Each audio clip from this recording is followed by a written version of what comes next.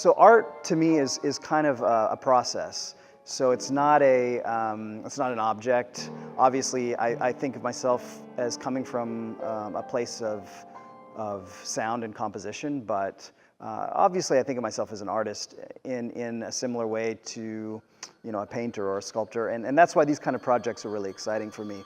For a piece like this, I'm thinking a lot about responding to what the space wants, and responding to, obviously, the piece that's being installed, the sculpture that's being installed, and less about, you know, is this a traditional form, or what kind of style is this? So I'm actually purposely throwing myself off a little bit, because I'm involving some classical instruments, French horn and cello and things like that, but then also obviously throwing in the element of electronic sound, not even necessarily samples, but just electronically produced sounds as well.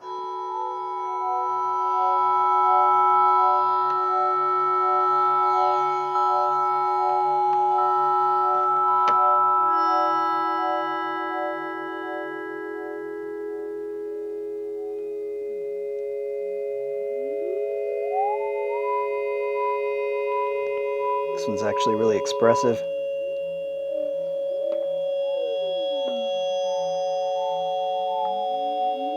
I have written a lot of music that that comes out of me just sitting down at the piano and playing. Usually stuff that is for piano, you know, that I'll just kind of sit down and kind of, in the same way that a songwriter would just sit down with a guitar and kind of, you know, noodle around, make things up. But usually for something that's very specific like this, where I have an idea from the very beginning of kind of what the structure needs to be, how long it has to be, what instruments are involved, and in this one, you know, having an actual piece of art to respond to musically, a lot of the parameters are already there. So I think usually the process of sketching out small ideas and then rearranging them makes more sense for a project like this. So it's a little more, everything's leading towards a finished project, the product that I already kind of understand. Yeah. All right, let's see. I think we'll start. Actually, I'm going to go upstairs, I think. This really amazing spot here. Hope the cord is long enough. We've been doing just really specific sound tests in here, kind of covering all of the surfaces of the inside of this room, hitting them with sound and listening how the sound reacts. We want that space down there to really be enveloped in sound, a really kind of immersive sound, so that nothing is, so that you don't hear a specific point where the sound comes from, but the sound just kind of fills the space and kind of comes down from where the sculpture will be and settles down into the room. Music to me is very fluid, and it responds to and reacts to a lot of stuff that's going on around us as artists. I actually like to think of music as really any kind of sound.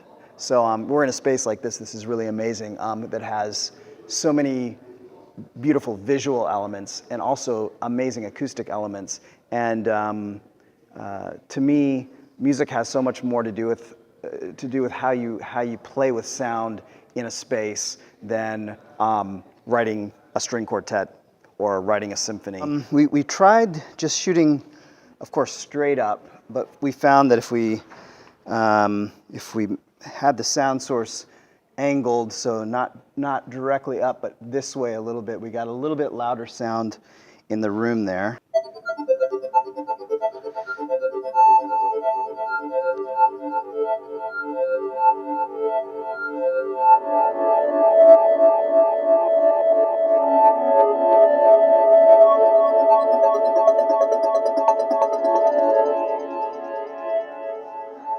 Let's try that.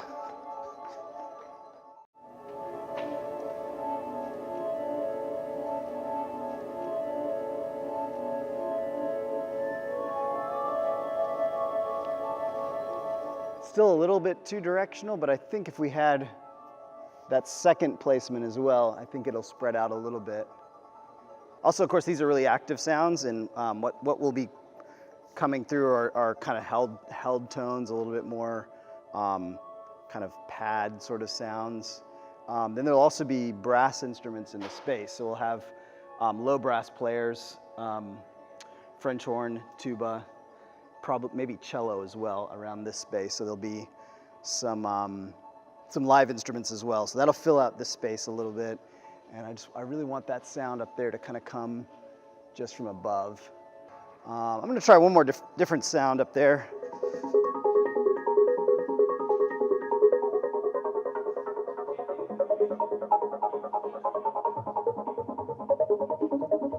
I resonated really with Alyson Shotz and her the work that she's creating for the space, and I also resonated really strongly with her materials, and that's something I'm very visual and I'm very tactile, and that's the way that I work, which is kind of unusual for a composer. But I work with my eyes first often, and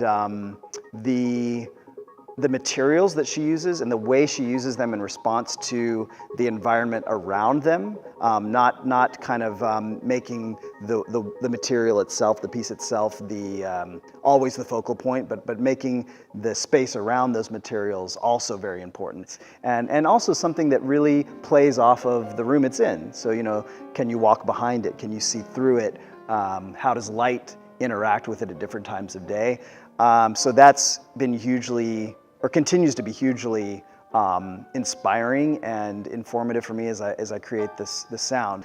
This is a project that I feel is really, this project really speaks to what's going on in the art world today, where there's more dialogue. It's more about a process and a dialogue between people, and using a medium or a discipline to enhance that dialogue. So I'm working in response to, and I'm building on top of existing work, and drawing from very sometimes disparate and conflicting sources. And I really enjoy doing that, and I think that's kind of becoming more common in the art world.